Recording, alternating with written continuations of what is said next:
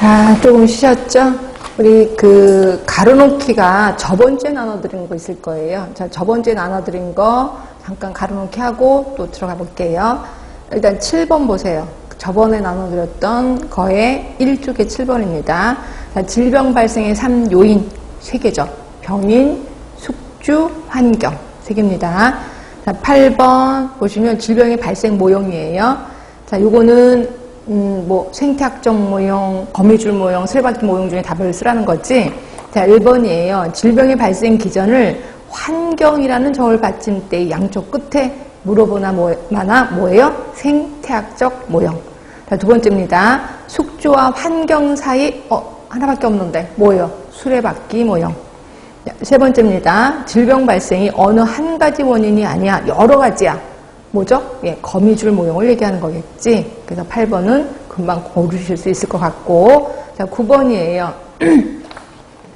측정 지표. 자, 치사율이 높대요. 그러면 발생률과 유병률 간의 관계는 누가 커요?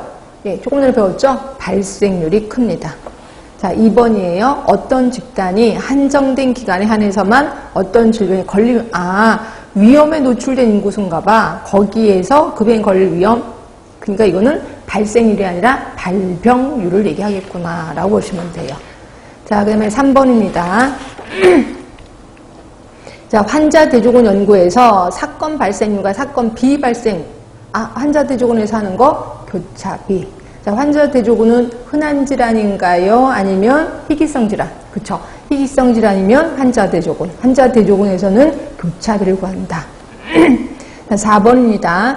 그 질환의 규모를 알 수 있어. 규모니까 유병률을 얘기하겠구나 하시면 되고요.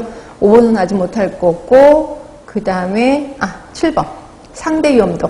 상대 위험도는 비교 위험도라고도 하는 거고 R2분의 R1. 예, 그런데 그래서 귀속 위험도는 빼는 거죠. R1에서 R2를 뺀다 라고 보시면 되고. 9번입니다. 똑같은 말이 있는 것 같아. 질병에 걸릴 확률 아는 거네. 혹은 위험도를 직접 질병에 걸릴 확률이니까 이거는 발생률을 얘기하겠죠. 발생률. 자, 12번도 할 수 있을 것 같아요. 자, 감염병의 발생설. 맨 처음에 정령설 시대. 그 다음이 점성설. 그렇죠. 장기설. 그 다음에 접촉감염설 시대지. 접촉감염설. 그 다음에 세균학설 시대. 지금은 다요인설 시대. 그렇죠? 다요인설 시대 또는 탈위생물학 시대라고 보시면 돼요. 자, 그 다음에 계속 못할 것 같고, 예, 여기까지 우리 한 것 같아요. 자, 그 다음에 다시 이제 책으로 돌아갑니다. 자, 책에 가시면 우리 27쪽 그 밑에 있는 그림, 아까 제가 칠판에 써드린 거고요. 자, 요걸 정리한 게 28쪽이에요. 28쪽 보시면 감염병의 자연사, 그래서 1번 사람 중심, 2번 병원체 중심. 근데 요거 좀 수정해야 되겠다. 자, 사람 중심의 그 본 자연사에서 1번을 보시면 병원체가 숙주에 침입한 후 표적장기에 이동 증식해서 일정 수준의 병적 변화가 있으면 증상과 징후가 발생되는데 이 기간을 잠복기라고 하는데 이 기간 전까지죠. 결국 증상과 징후가 발생하기 바로 전까지를 잠복기라고 하는 거죠. 그러니까 여러분들은 거기다가 이 기간 전까지를 이라고 써주세요. 전까지를 잠복기라고 한다. 자, 그리고 밑에 보시면, 자, 거기 동그라미 1번, 2번, 3번, 6번 나올 거고, 이건 여러분 읽어보세요. 그 다음에 그 밑에 감염된 사람들의 잠복기는 일반적으로 오른쪽으로 꼬리가 길게 치우쳐 있는 대수 정규 분포를 보인다라고 해서 잠복기는 대부분 이렇게 나옵니다. 이렇게 오른쪽으로 꼬리를 둔. 자, 요게 뭐예요? 최대 잠복기죠. 최대 잠복기. 그리고 여기가 맨 마지막에 최장 잠복기예요. 그래서 대부분 이렇게 오른쪽으로 꼬리를 둔 대수 정규 분포를 이룬다라고 보시면 되고, 대부분 우리 검역 공부하신 분은 아실 거예요. 검역에서는 최대 잠복기까지 한다, 최장까지 한다. 예, 검역법에서는 최대 잠복기까지만 감시를 합니다. 근데 원래는 최장 잠복기까지는 해야 된다라고 보시면 돼요. 근데 법에는 최대로 하고 있다. 그래서 현실하고 좀 다르다 이렇게 좀 보시면 될 것 같고요. 자, 그래서 2번입니다. 자, 잠복기를 활용한다라고 하면서 그 잠복기의 유용성을 나열하면 다음과 같다. 쭉 써 있는 거예요. 그래서 저는 이렇게 보시면 될 것 같고.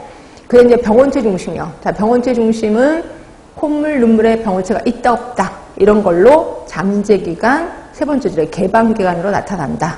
얘기를 했고요. 읽어보시면 돼. 그 다음에 2번에 보시면 자, 세대기 나올 겁니다. 두 번째 줄 오른쪽에 가면 있을 거야. 세대기란 감염 시작 시점부터 균 배출이 가장 많아 전파력이 가장 높은 시점까지를 우리 세대기라고 하는 거고요. 이 세대기까지는 감염병 관리에 아주 중요한 기가 되겠다라고 보시면 돼요.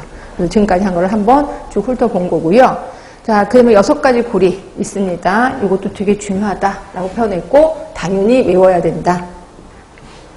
자, 그 유명한 6가지 고리 하겠습니다. 자, 6고리 제일 처음 뭐부터 시작할까요? 당연히 병원체부터 시작합니다. 병원체. 그 다음이 병원소.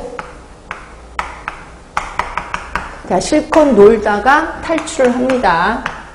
자, 그리고 탈출을 하다가 그 다음에 새로운 곳으로 가기 위해서 전파를 하겠죠. 그리고 새로운 곳에 침입을 했어요. 침입했다고 해서 무조건 병이 생기는 건 아니라 그랬습니다. 신숙주의 감수성에 따라 병이 생기기도 하고 안 생기기도 한다. 그래서 6가지 고리예요. 그래서 이 중에서 하나를 끊으면 당연히 전파가 되지 않겠죠. 자, 근데 혹시 아까 질병이 3대여서 기억하시나요? 네, 병원체, 환경, 숙주. 예, 요거랑 좀 비교하겠습니다.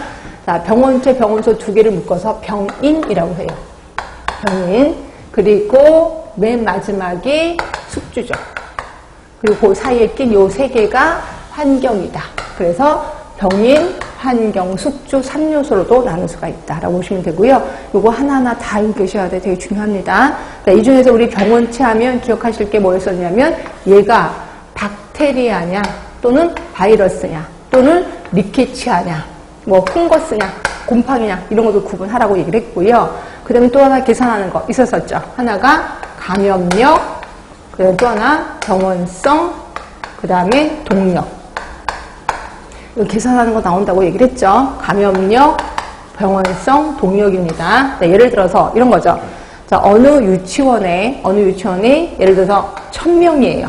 1000명인 유치원에 지금 홍역이 돌고 있어요. 그래서 홍역을 돌아서 지금 홍역에 증상이 있는 친구들이 10명이다.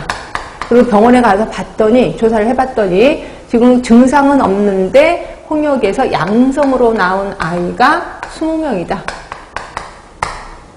자, 그리고 홍역 때문에 중증 환자까지 간 친구가 5명이다. 그리고 이걸로 인해서 사망한 친구